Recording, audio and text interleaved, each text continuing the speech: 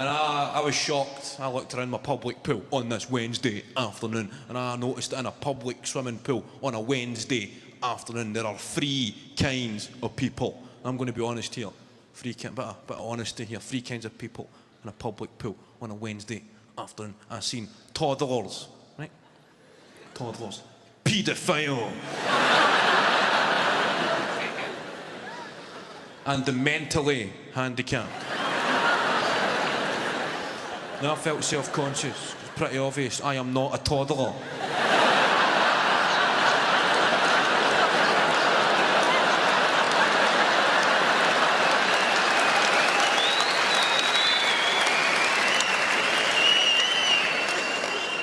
There comes a point in life you need to start making decisions.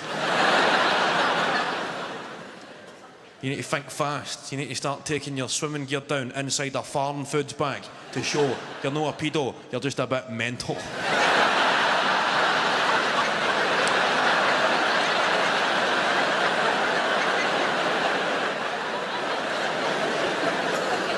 Try to cut a swimming cap out of Farm Foods bag.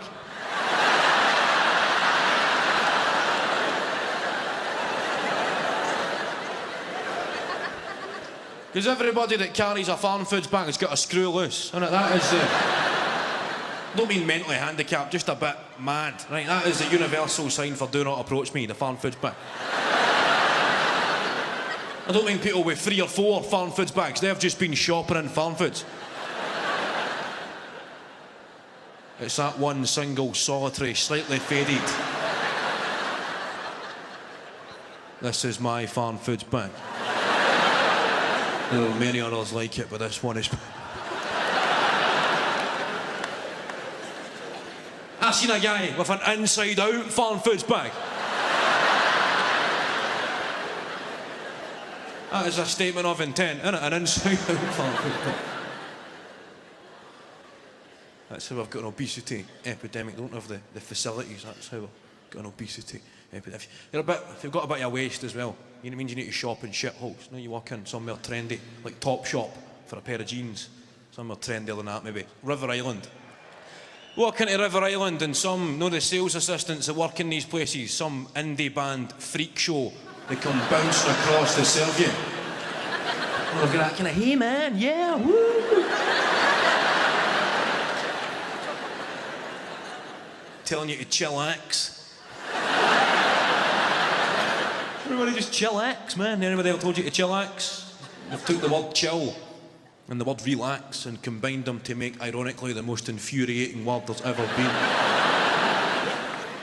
Well, they come bouncing over this guy. They've got that kind of energy and enthusiasm that oozes from people who have now been punched in the face.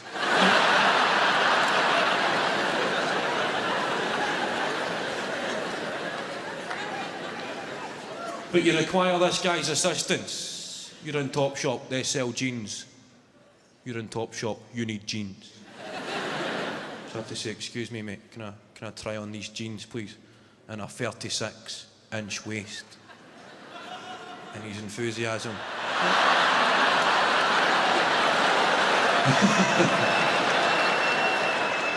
Was that you? Good to see you again. Right, 36-inch. Try a 38. Fuck you, man.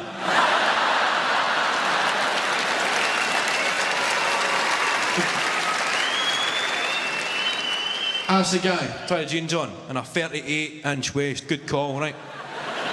Shut up. 38-inch waist.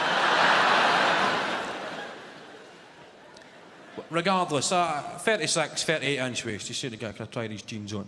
And a 40-inch waist. 38-inch waist, and the guy, his enthusiasm just drains.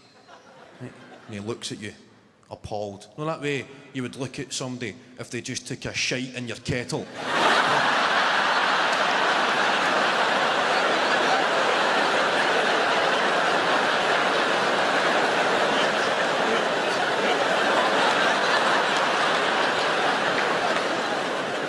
Imagine somebody took a shite in your kettle, you'd be furious, wouldn't you? It's a social faux pas.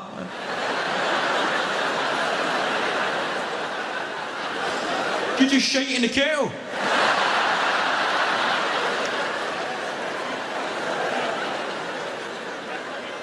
I don't come into your house and shite in your kit. You've changed, man.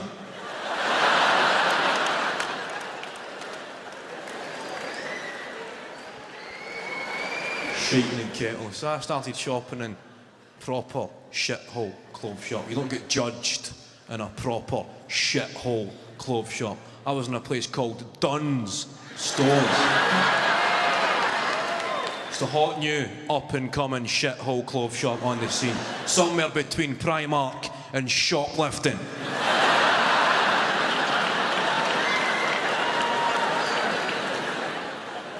Now I've got a theory about clothes shop. I find in a clothes shop, the cheaper the clothes, the more aggressive the customer. Right? Anybody ever done that thing? You've been in a shop and you confuse another shopper for being a member of the staff. Right? And you go to ask them a question and they go, oh, I don't actually work here. And you go, oh, I thought you worked here. And you both share a chuckle and move on.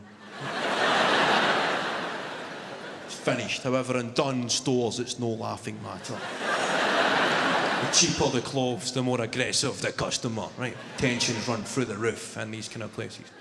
And I was in this dump. When a guy said to me, he said, excuse me, buddy. How much? How much are these? And I said, I don't actually work here, buddy. And he said, that's not what I fucking asked you.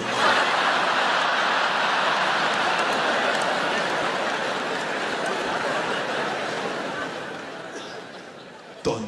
That was my first ever job, part-time job. I used to work in TK Maxx. Thank you, TK Maxx. I was in charge of the changing rooms. That was my job. I was the guy that would count your items and then give you a number. So if you were trying on 3 items, I gave you a number 3. And if you were trying on 4 items, I gave you a number 4. But we only had numbers 1 to 6. And this one time a woman was trying on 7 items. And everybody was fucking freaking out.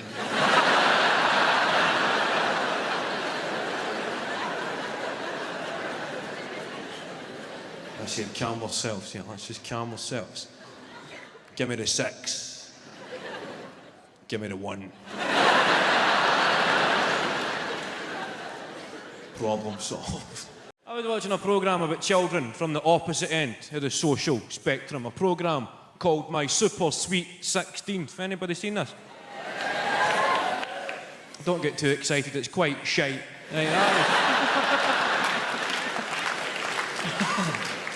I was watching it about 2 o'clock in the morning when the TV's quite shite. Anybody watch late night telly? You ever been up that late at night when the TV just goes, get to bed? There's nothing to see here. Unless you're a deaf baseball fan with a gambling problem. Beat it.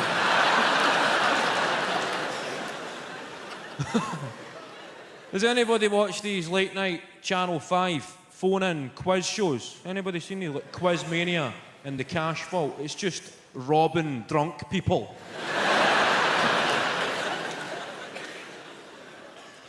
No, you come in at night, there's some guy going, okay, everybody, okay, thanks for watching, okay. For £10,000, we're looking for a guy's name.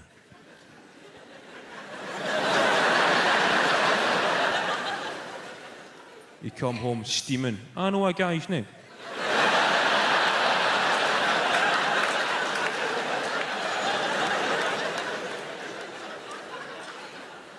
£10,000. I know a few guys' names.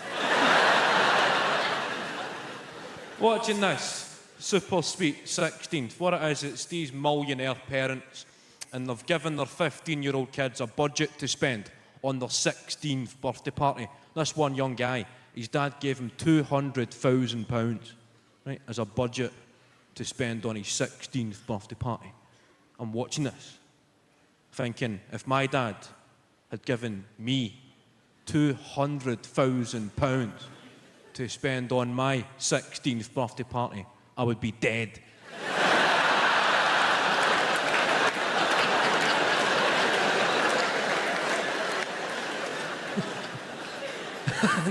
It would make for a more interesting TV show. Your 16th birthday party, you should be grateful for a bottle of Mad Dog 2020. And a smelly finger.